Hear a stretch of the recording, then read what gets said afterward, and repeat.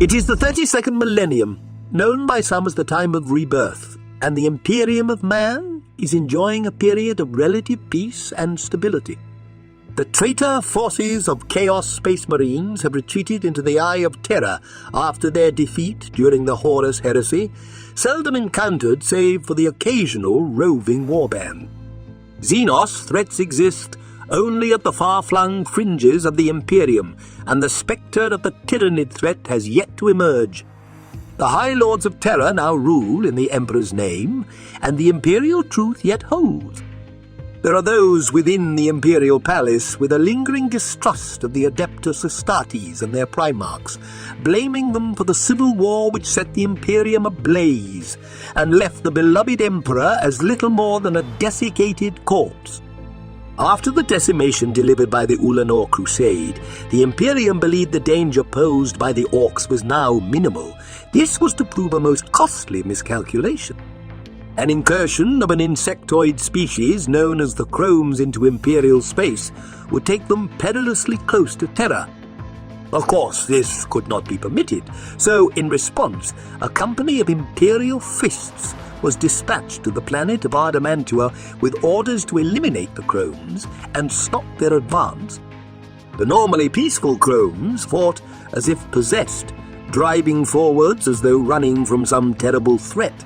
As the battle raged, the planet began to experience thunderous storms, gravitational anomalies, and tectonic shifting. The Imperial fists had gravely underestimated the Chromes' desperation, eventually being overwhelmed on the ground and their fleet destroyed, their chapter master Cassius Mirhan torn asunder by the enraged Chromes.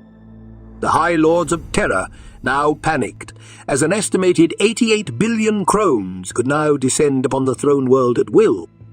The decision was taken after some rather desperate political manoeuvring to send an Imperial Guard force and the entirety of the remaining Imperial fists under the Lord Commander Militant Hef to finish the job. As the Imperial fists engaged the Chromes, the sky darkened and pulsed as some kind of planetoid began to materialize above Ardamantua. It quickly became apparent that this was a new form of weapon, an Orc battle moon, something the Imperium would never have believed possible.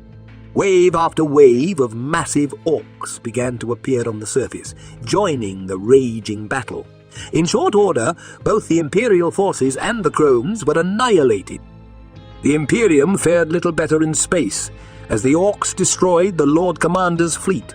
A final astropathic message reached Terra, a warning to prepare for the coming of the Lord that will make great slaughter. Only 4 Imperial fists would make it off Ardamantua, of which 3 would not survive the wounds they suffered at the hands of the Orcs.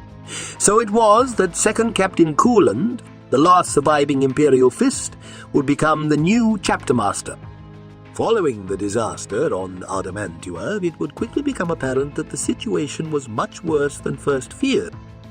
Orc attack moons would begin to appear across the Segmentum, leaving chaos and destruction in their wake.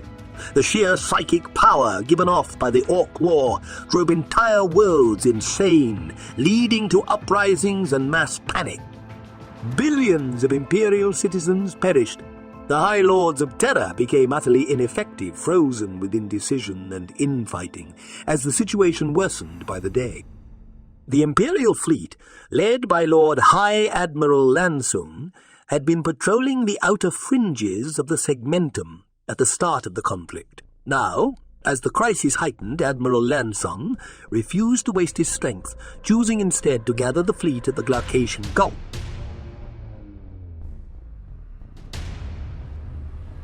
Dismayed by the inaction, High Marshal Bohemond of the Black Templars, with the help of Cooland, began a quest to reunite the disparate successor factions of the Imperial Fist.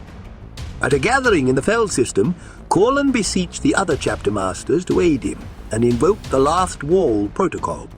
This protocol was put in place by Dawn himself. Should the throne world ever come under direct threat, the successor chapters of the Imperial Fists would rejoin to protect the Imperium. Elements of the Black Templars, Crimson Fists Excoriators, Fists Exemplars, and the Iron Knights were moved by Corlan's impassioned words and enacted the last war. Meanwhile, the situation on Terra remained dire. The inquisitorial representative Wyerman found herself compelled to intervene. She brought her considerable influence and the power of the Inquisition to bear, strong-arming Lord High Admiral Lansung into taking swift action against the Orcs. Inquisitorial agents secreted within the Imperial fleet manipulated the rivalry between Admirals Price and Kaziel Acharya, goading Acharya to take a portion of Lansung's fleet to relieve besieged Imperial forces at Port Sanctus. Despite the ongoing power struggle, Lansung joined the attack, leading a massive part of Battlefleet Solar into the fray. On arrival at Port Sanctus, the surviving Imperial forces rallied around Lansung and the Admirals. Facing the formidable Orcatak Moon and its fleet, they fought a desperate battle. Despite the bravery and tenacity of the Imperial fleet, they were severely outmatched. The Orcs had mastered teleportation technology, which allowed their warriors to board and wreak havoc on Imperial ships. However, the Orcs' lust for combat led to their dispersal, presenting the Imperials with a crucial chance. They launched a determined offensive against the attack Moon, a final attempt to end its destructive presence. The suicidal attack bore fruit. The Imperial Navy vessels managed to bring down the Moon's void shields, allowing a group of smaller Imperial crafts to launch a final, devastating attack. The Moon, its gravitic generators destroyed, exploded in a glorious spectacle of destruction. Tragically, many Imperial vessels were also lost in the explosion, but their sacrifice was not in vain. The siege of Port Sanctus was lifted, and the first of the Orcs' attack moons was annihilated. Lansung returned to the throne world as a celebrated hero. The victory was to be short-lived. The celebration had barely begun when another Orc attack moon appeared in orbit over the throne world, casting a dark shadow over the momentary triumph. The might of the Imperium was stretched thin. Besieged by the relentless expansion of the Beast's Orc armies, Imperial forces struggled to hold the line. Renowned legions, including the Ultramarines, Iron Hands, Salamanders, Space Wolves, and Raven Guard, found themselves ensnared in their own battles, unable to extend aid to the beleaguered capital of Terra. However, amidst the grim darkness, the Blood Angels carved a path of glory, obliterating an Orc attack moon in the Baal system. On Terra, the appearance of an Orc attack moon sowed discord and fear. As the citizenry erupted into chaos and rebellion, the Adeptus Arbites toiled fruitlessly to restore order, even as thousands perished in the Bedlam. To further worsen the dire circumstances, all communication lines to Mars were severed as Fabricator General Kubik declined to aid Terra in its time of peril.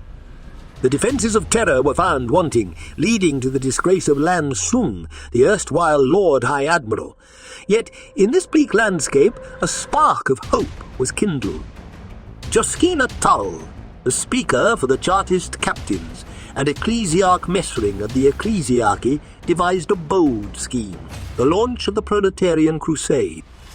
Despite its condemnation by several High Lords, the crusade was sanctioned, driven by the force of millions of Fraterist militia and volunteers. The resulting conflict was nothing short of titanic. A swarm of civilian voidcraft surged towards the Orc attack moon orbiting Terra, leaving the Orc forces battered in their wake. The human wave of Crusaders and Astra Militarum troopers broke through the Orc barricades, plunging headfirst into the chaotic melee on the moon's surface. Yet, in their moment of triumph, a disastrous turn of events left the Imperial forces decimated, crushed beneath the manipulating mountains of the planetoid surface. With the debacle of the Proletarian Crusade, Terra stood on the brink of oblivion, its impending doom dictated by the encroaching Orcs. However, an unexpected development occurred when a surviving Crusade vessel landed, carrying 3 Orcs, including an ambassador of the new Beast Orc evolution. Bejrak, as he was known, demanded Terra's surrender or threatened their annihilation. As the High Lords found themselves dumbfounded by this confrontation, WAAAGH left, disappointed by their perceived cowardice. Moments after the Orc emissary departed, an Eldari vessel appeared ominously above the Imperial Palace, heralding yet another unpredictable turn in this epic saga.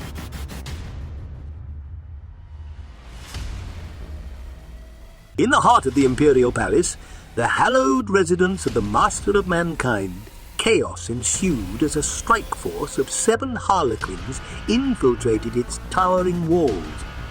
Led by the Shadow Seer Laerial Ray, they were emissaries of the enigmatic Farseer Eldrad Olthran, intent on delivering a crucial message. They deftly cut through the elite Lucifer Blacks, their lethal grace ensuring no hindrance would delay their mission. With bold audacity, they ventured into the sacred core of the inner palace, the Sanctum Imperialis. Here they were met by the furious might of the Adeptus Custodes, the Emperor's chosen transhuman bodyguard. The Custodes engaged the Eldari with a ferocious determination that resulted in the demise of the Harlequins, sparing only their leader. Wounded and defenseless, Ray was apprehended at the threshold of the Eternity Gate, the Emperor's throne room. Asserting her role as a messenger of peace, she met the contemptuous dismissal of Captain General Bearyouth, who scorned her claims and called for her execution. Yet a surprising intervention came from the Grand Master of Assassins, Bangorich, and Inquisitorial Representative Veritas. They advocated for her life to be spared, reasoning her potential value in interrogation. Though reluctant, the Captain General relented to the High Lord's wishes, allowing the captive Eldari to be transferred to their custody. In the formidable confines of the Inquisitorial fortress, Ray was interrogated. She claimed she was a messenger dispatched by Farseer Eldrad Ulthran. As a testament to her peaceful intent, she produced the tooth of a nocturne drake, a token supposedly gifted by the Salamander's Primarch Vulcan to Eldred. She then unveiled an intriguing revelation. Craftworld Althwy had been working to pacify the warp around Terra, a strategic move to bolster the Imperium's defenses against the looming greenskin menace. The Last Wall, a powerful alliance of Imperial Fist's successor chapters, had amassed in space above Terra, their fleet a menacing silhouette against the backdrop of the stars. Their leaders, High Marshal Bohemond and Chapter Master Courland, had persuaded the initially reluctant Martian priesthood, led by Fabricator General Kubik, to send a supporting fleet and ground forces. The combined might of the Imperial fleet, armed with cyclonic torpedoes, struck at the Orc attack moon in Terra's orbit. They faced formidable resistance, the Orcs wielding devastating gravitic whip technology that inflicted severe losses on the Imperial forces. Yet, even as the space battle raged on, a terrestrial war had been ignited. Veteran chapters, armored in terrifying Terminator suits, along with Mechanicus allies and their formidable battle automata, descended on the Orc-riddled moon. In the midst of this brutal conflict, the tides turned favorably for the Imperial forces when the Iron Knight chapter arrived, providing much-needed reinforcements. They managed to cut off the Orcs' lifeline by disabling the attack moon's teleportation portal. Even so, the Imperial forces were forced to retreat, their heroic efforts culminating in the Iron Knight's chapter master, Malfonz's sacrifice as he held off a hulking Orc warboss, allowing his comrades to escape. The aftermath was filled with bitter tension, as Lord Commander Odin Macht Udo arrogantly claimed credit for the victory. He berated the Imperial Fist's successor chapters, calling their unity almost heretical and demanding the immediate disbandment of their fleets. Furthermore, he insisted on keeping the truth about the fall of the Imperial Fists hidden from the public. To top it all, he forbade any further attacks on the Orc attack moon, inciting the ire of the battle-hardened leaders. Yet Courland advocated for calm and patience, urging his brethren to respect the Emperor's vision. A political upheaval was underway, ignited by the dissatisfaction with the current state of leadership. High Marshal Bohemond was particularly vocal in his disdain for the High Lords of Terra and the Lord Commander. Recognizing the inability of the current High Lords to effectively lead, Courland spearheaded a political coup with support from prominent figures in the Senatorum Imperialis. With their hands forced, the rest of the High Lords acceded to Courland's appointment as the newly instilled Lord Commander of the Imperium.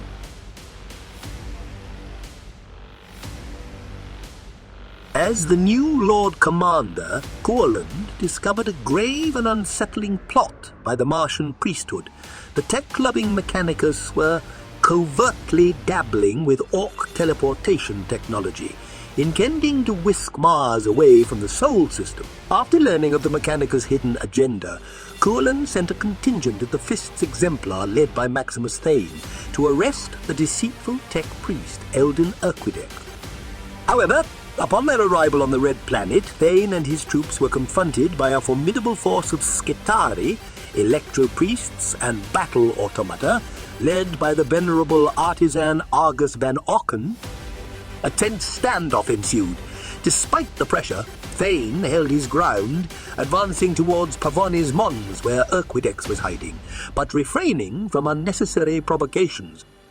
The strained calm shattered when an unintended missile from an Onager Dunecrawler hit a Fist's Exemplar drop pod, sparking a fierce but short-lived firefight. Thanks to the intervention of Fabricator General Kubrick, who, moved by Courland's plea for unity, ordered his Martian troops to cease fire, a catastrophe was averted. Van Auken, shocked by the abrupt escalation, immediately followed the directive, taking Urquidex into custody. The aftermath of the standoff brought further revelations. Kubrick admitted to Courland the extent of the Mechanicus' teleportation experiments. They had successfully relocated the minor planetoid of Phobos within Mars' orbit. Using information from the captured Urquidex, Courland traced the beast to its origin, the notorious planet of Ullanor. He called for a massive assembly of the Imperium at Terra, ready to initiate a crusade against the beast and the looming attack moon. The call was heeded by the mightiest of chapters, the Blood Angels, Dark Angels, Space Wolves, and the Ultramarines, who all prepared for a journey towards humanity's throne world.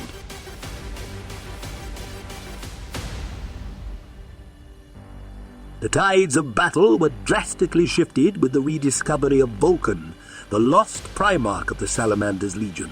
Unearthed on the world of Caldera, Vulcan was found locked in a solitary struggle against the greenskin hordes of the beast. Lord Commander Courland, recognizing the potential impact Vulcan could have on the war, spearheaded an expedition to recruit the Primarch despite initial resistance from Vulcan, who was committed to protecting Caldera from impending destruction. Eventually, with the help of Courland and his forces, Vulcan agreed to join the crusade and lend his might against the beast. The joint force journeyed back to Terra, where Vulcan assumed the leadership of the Imperial forces, rebuking the High Lords for their discord and vowing to confront the beast directly. With Vulcan at the helm, the Imperium marshalled an unprecedented coalition of Space Marine chapters, Asta Militarum regiments, and Mechanicus forces to Ullanor Prime, the heart of the beast's power. On Ullanor Prime, the Imperial forces clashed with Orcs amidst the sprawling, chaotic city of Gorkogrod. Despite heavy casualties, the determination of the Imperial forces, particularly the direct intervention of Vulcan himself, allowed them to push forward.